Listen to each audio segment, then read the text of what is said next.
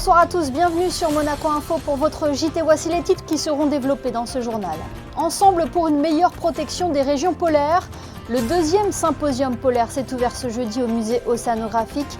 Il réunit des scientifiques, des décideurs pour débattre des défis auxquels doivent faire face ces régions. Nous en parlerons avec Romain Troublé, directeur général de la fondation Tara Océan. Une délégation tunisienne en visite de travail en principauté menée par le ministre tunisien des Affaires étrangères Nabil Amar.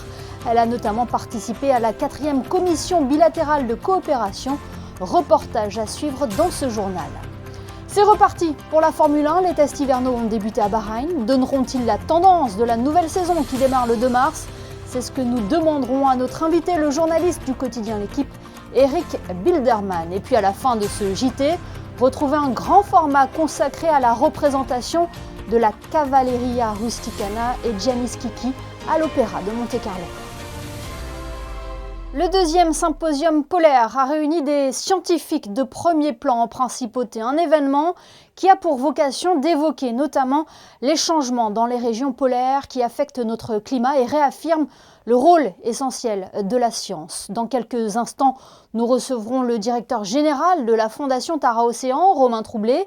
Mais avant cela, Vanessa Dessy revient sur l'ouverture de ce symposium polaire au musée océanographique.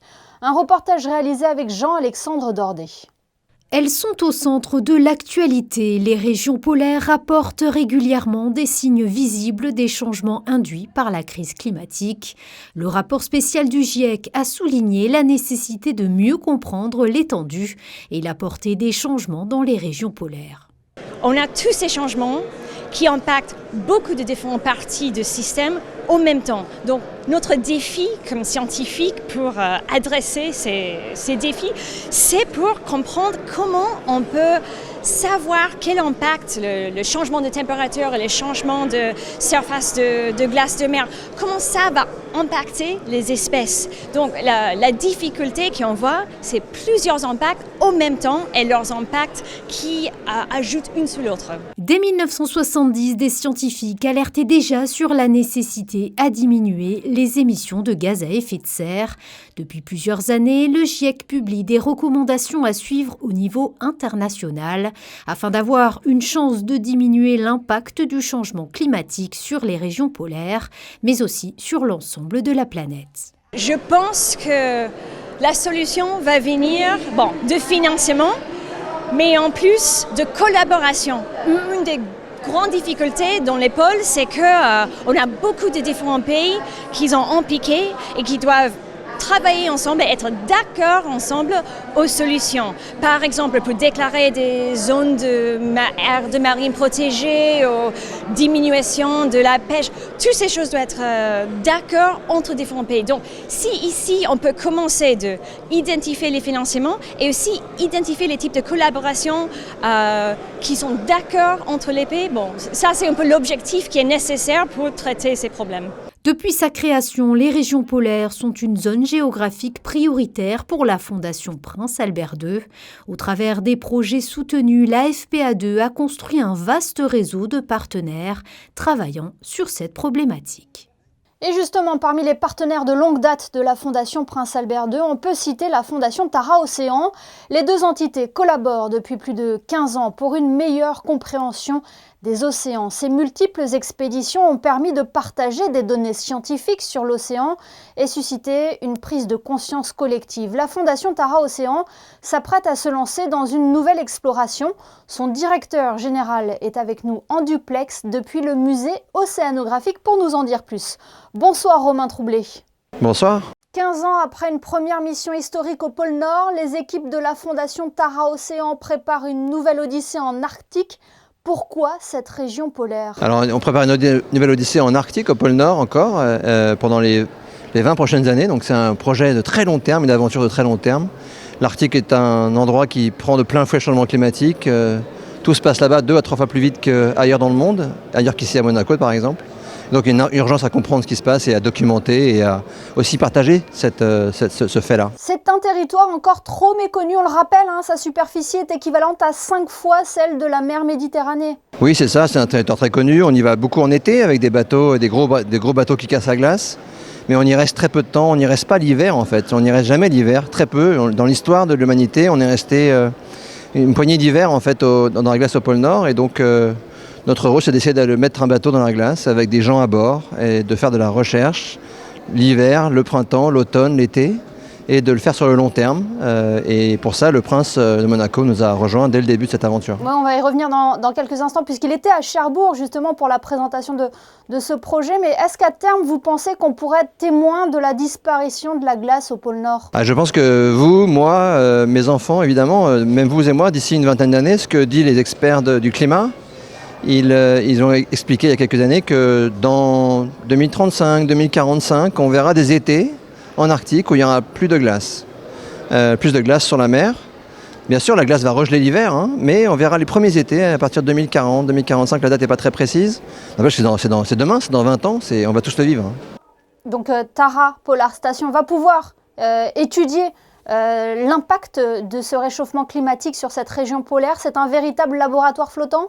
Oui, c'est un laboratoire flottant qui va être un observatoire qui va mesurer des choses à partir de 2026 jusqu'à 2045, je l'espère, au fil des années. Et puis au fil de 10 expéditions qui vont se succéder.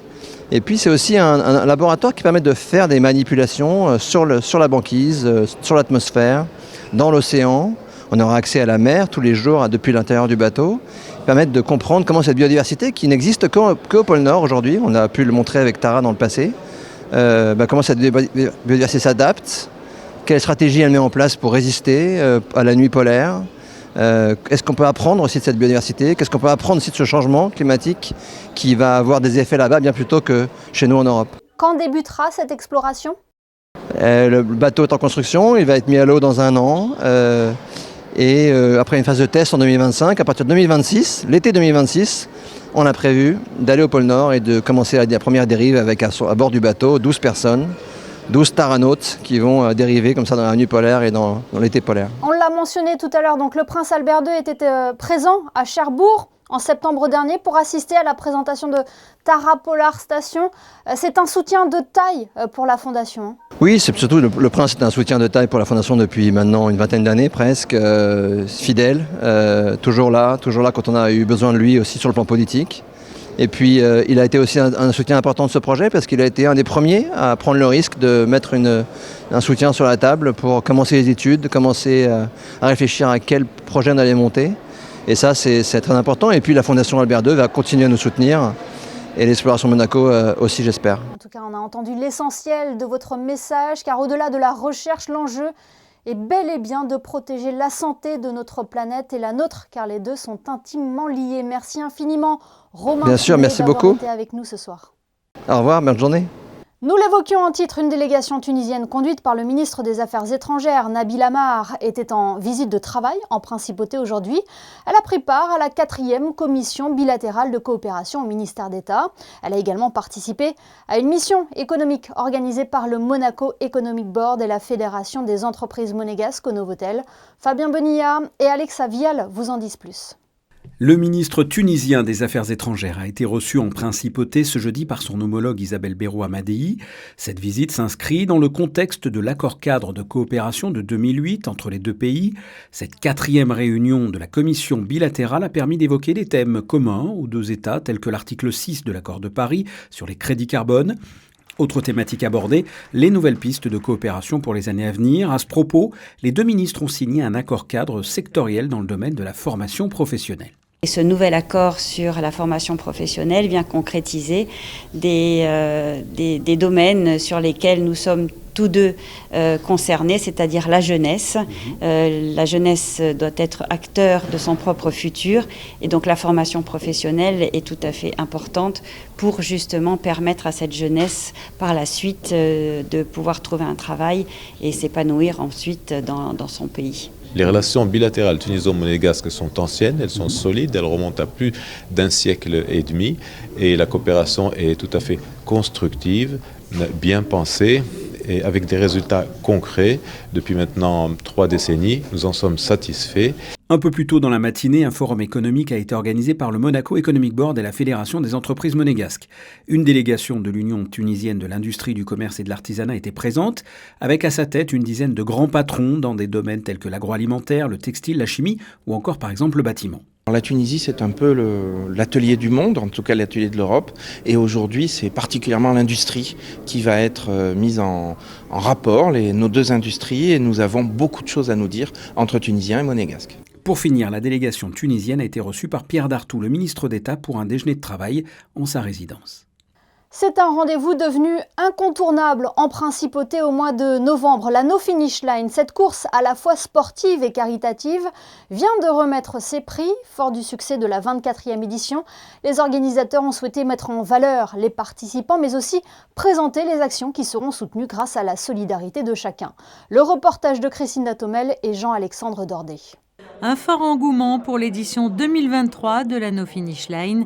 Avec plus de 11 000 inscrits, les 10 500 participants ont tourné durant 8 jours sur le circuit de Fontvieille, enchaînant les kilomètres avec le sourire aux lèvres dans une ambiance bon enfant. Coureurs et bénévoles partageaient un objectif en commun, parcourir plus de 300 000 kilomètres. Et c'est chose faite puisque l'objectif a été largement atteint.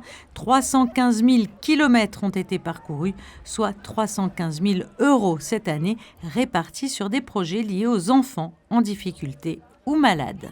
Nous allons financer un équipement à une école que nous avions construite au Népal. On a financé un tandem ski justement pour la Fédération monégasque d'athlétisme pour les enfants handicapés. On a aidé un jeune malvoyant pour faire de la prévention dans les écoles. On va aussi financer de l'équipement dans l'IME à Biot pour les enfants handicapés avec une balançoire.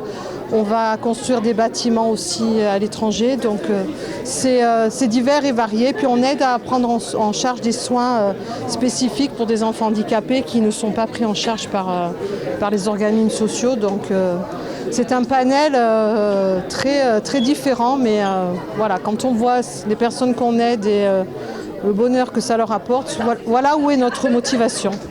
Une motivation qu'ils sont nombreux à partager, comme Sébastien Delorme, qui a parcouru à lui seul 626 km, avec pour seul objectif soutenir les enfants en détresse. Chaque kilomètre qu'on fait, c'est pour les enfants, donc c'est pour ça qu'on a la force. Et quand vous êtes sur le circuit, vous pensez à quoi quand vous marchez ? On déconnecte, parce que si on pense à la fatigue, on n'avance plus, donc c'est notre moment de déconnexion pendant 8 jours. Alors, est-ce que vous vous préparez tout au long de l'année au préalable ou pas ? Alors moi, c'est particulier parce que je ne fais aucun entraînement durant l'année. Pour l'instant, ça m'a réussi comme ça. Donc voilà, ma préparation, c'est de le faire pour les enfants.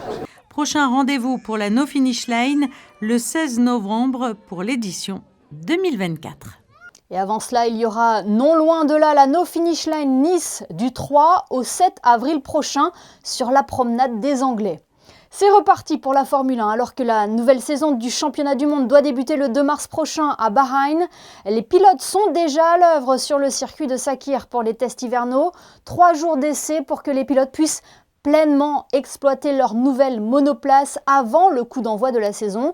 Rejoignons sur place Eric Bilderman, journaliste pour le quotidien L'Équipe. Bonsoir Eric. Bonsoir. Qu'ont révélé ces premiers tests hivernaux jusqu'à maintenant ? Écoutez, les 2 premières journées qui viennent de s'achever montrent une domination de Red Bull.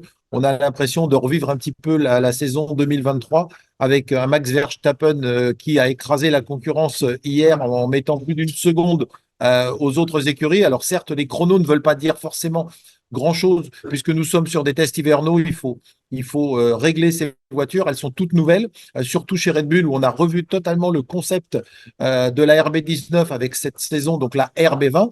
Donc on est aujourd'hui encore avec quelques points d'interrogation, mais la sensation est quand même très forte. Red Bull va à nouveau dominer la saison 2024. Voilà, c'est la première fois que les pilotes conduisent leur monoplace sur circuit. Oui, absolument. Il y a eu pour certaines équipes ce qu'on appelle les filming days, où en fait vous pouvez parcourir quelques dizaines de kilomètres et faire des images vidéo qui sont utilisées sur les réseaux sociaux par les écuries. Mais là, on est véritablement sur les premiers tours de roue pour la plupart des voitures. Et les premiers éléments concrets sont là, puisqu'on ne peut plus tricher, on ne peut plus mettre des éléments de carrosserie ou des éléments aéros qui ne seraient pas ceux utilisés pour le Grand Prix qui va avoir lieu sur ce même circuit dans une semaine. Donc les cartes commencent à être abattues et on commence à avoir une idée assez claire de ce que pourrait être la grille, ou en tout cas les premiers éléments de grille pour le premier Grand Prix de l'année. Et là, c'est la RB20, celle de Red Bull qui sort du lot. Ouais, c'est la RB20 qui sort du lot, encore une fois avec un pilote extraordinaire et surtout avec le travail de Pierre Vacher, l'ingénieur français qui travaille avec Adrian Newey sur la conception de cette voiture. Comme ils avaient beaucoup d'avance depuis 2 ans, ils ont pu tranquillement, pendant 1 an, en 2023, travailler sur cette voiture 2024, alors que les autres écuries qui étaient déjà en retard ont à la fois essayé de compenser en 2023 ce retard et ne sont arrivés que tard sur la conception de la F1 2024.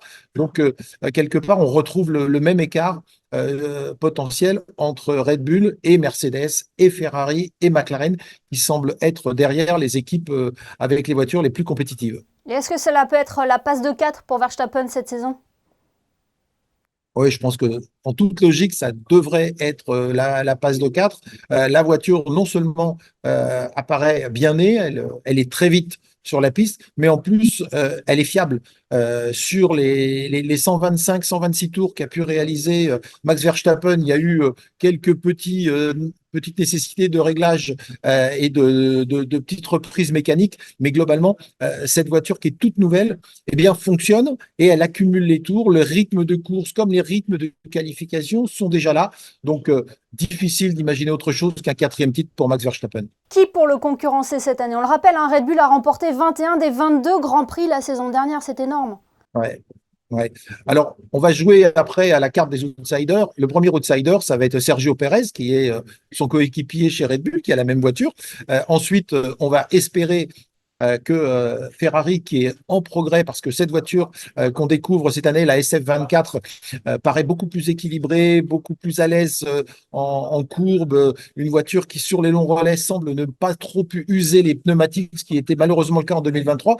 Donc pourquoi pas cette saison 1 ou 2 victoires supplémentaires pour Ferrari, que ça soit Carlos Sainz qui va partir dans 1 an ou Charles Leclerc. On espère bien évidemment une victoire ou plusieurs victoires de Charles Leclerc en 2024, mais aussi du côté de chez McLaren et de chez Mercedes, on va essayer de se rapprocher du haut du tableau. Et ça serait beau pour Lewis Hamilton qui va effectuer sa dernière saison chez Mercedes et qui rejoindra ensuite la saison prochaine Ferrari. Oui, alors bien évidemment, en début de saison, les 2 pilotes Mercedes vont être mis à égalité. Lewis Hamilton va essayer de remporter enfin un Grand Prix. Ça fait 2 ans depuis novembre 2021 qu'il attend une victoire. Maintenant, au fur et à mesure que la saison va se dérouler, si George Russell est à égalité, voire devant Lewis Hamilton, sachant que lui va rester l'année prochaine chez Mercedes, eh bien on peut imaginer assez logiquement que Mercedes puisse favoriser le jeune Britannique. Et cette saison s'annonce longue, Eric Bilderman, 24 courses au programme. Ouais, c'est le record, on n'a jamais vécu ça. Il y a eu des saisons qui étaient programmées à 24, mais avec la Chine qui, année après année, annulait son Grand Prix. Cette année, elle revient au calendrier. Donc 24 Grands Prix avec ce qu'on appelle des trip headers, c'est-à-dire 3 Grands Prix qui s'enchaînent. Pour prendre l'exemple de la fin de saison, il va falloir aller à Las Vegas et ensuite revenir pour aller au Qatar et pour enchaîner avec Abu Dhabi. Les 3 derniers Grands Prix seront physiquement pour les pilotes, mais surtout pour les mécaniciens. Je ne vais pas parler des suiveurs, des journalistes, etc. Mais le pire, c'est pour les mécaniciens. Ces 3 semaines-là vont être très, très cruelles. Eh bien, merci beaucoup, Eric Bilderman, d'avoir été avec nous depuis Bahreïn pour analyser ces premiers tests hivernaux avant le début de la saison, le 2 mars prochain, sur ce même circuit. Merci beaucoup. À bientôt. Un chiffre à présent 40 ans, c'est la moyenne d'âge des joueurs de jeux vidéo en France, un chiffre sur lequel a voulu s'appuyer la médiathèque de Monaco pour composer sa programmation du mois de mars. Elle sera, vous l'aurez compris, dédiée à l'univers du gaming et devrait séduire toutes les générations.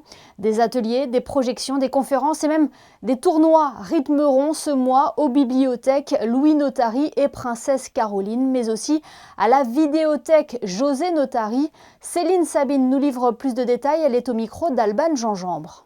C'est un loisir intergénérationnel. On va jouer en famille, on va jouer adultes contre enfants, toujours dans la bonne humeur, dans la bonne entente. Il y aura même des lots à gagner. Et on a voulu faire découvrir justement aussi la diversité des jeux et même le rétro gaming. On va également aborder l'influence qu'ont eu les jeux vidéo, qui ont été inventés dans les années 70, l'influence que ces jeux vidéo ont aujourd'hui encore sur les artistes, les créateurs, que ce soit dans les arts visuels, la musique, mais aussi le cinéma. Des tables rondes pour d'une part aborder la question de l'impact des jeux vidéo sur notre société et dans nos vies, mais aussi, et là c'est pour ça que ça peut concerner les plus jeunes, une rencontre avec les responsables d'une école des jeux vidéo qui présenteront la large palette de métiers qui existent dans le domaine du jeu vidéo, de la programmation à la création, mais aussi au marketing. On a articulé notre programmation sur 3 week-ends. Le samedi 9 mars, le vendredi 15 et le samedi 16 mars, mais aussi le samedi 23 mars. Ça va être des jours à plusieurs rendez-vous, donc il faut vraiment regarder le programme pour ne rien manquer. Et notez également que l'accès à ces animations est libre et gratuit. Un mélodrame et un opéra comique au programme à la Salle Garnier. Cavalleria Rusticana et Janis Kiki sont à l'affiche de l'Opéra de Monte-Carlo à partir de demain. 2 titres qui n'ont pas l'habitude de cohabiter, mais qui font l'objet d'une nouvelle production du metteur en scène Grishka Azaragarov. José Sacré était présent à la Générale. C'est notre Focus Info du jour.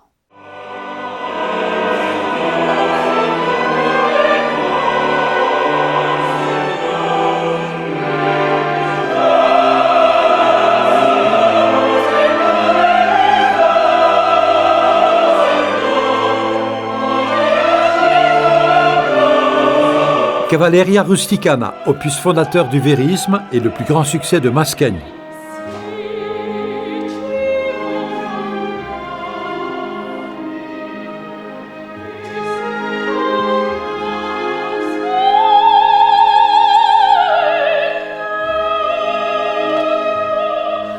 Janis Kiki, 3e opéra du cycle Il Tabarro, chef-d'œuvre tardif de Puccini. Ces 2 œuvres, qui n'ont pas l'habitude de cohabiter dans le même programme, sont ensemble à l'affiche de l'Opéra de Monte-Carlo.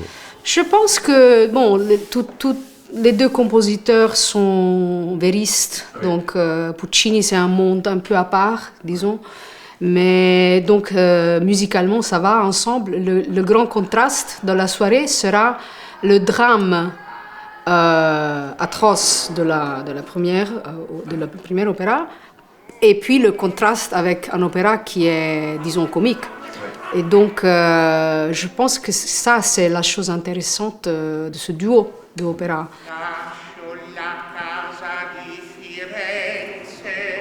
Cavalleria Rusticana et Janis Kiki, 2 opéras théâtralement inspirés, sont remplis d'envolées lyriques mémorables, servis par de brillantes distributions. La première rendant à la perfection la tension de la musique de Mascagni. Yousif Ayvazov est remarquable dans le rôle de Touridou.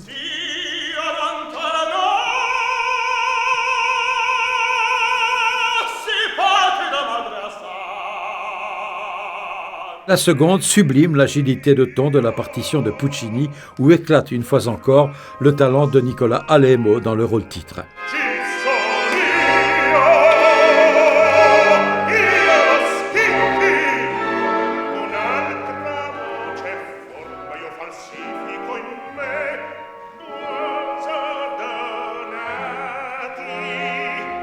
Les 2 pièces sont mises en scène par Grishka Azaragarov. Le metteur en scène a fait une mise en scène, disons, qui est très, très proche de la partition. Mais moi, en général, j'aime beaucoup travailler avec des metteurs en scène de tradition, mais aussi avec des metteurs en scène qui font des choses innovatives.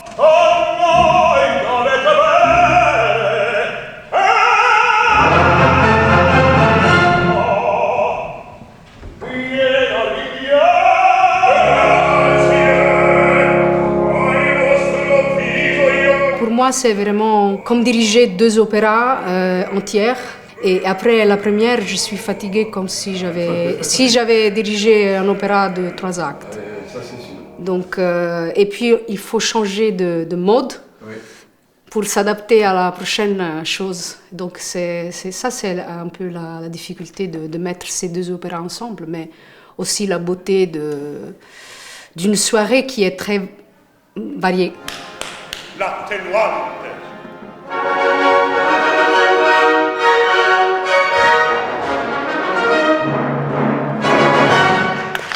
Cavalleria Rusticana et Gianni Schicchi à l'affiche de l'Opéra de Monte-Carlo jusqu'au 29 février.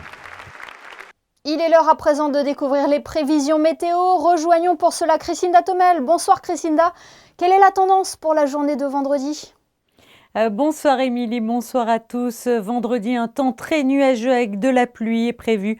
Le temps sera instable avec des températures assez douces. Elles seront comprises entre 9 et 15 degrés. Demain, nous fêterons les Lazars. Temps maussade donc à l'approche de ce dernier week-end de février. Ce journal est terminé. Merci de nous avoir suivis. On se quitte avec les photos de Frédéric Nébinger et le 2e symposium polaire au musée océanographique. Demain, retrouvez Julia Vial pour votre JT. Très belle fin de semaine à tous sur Monaco Info.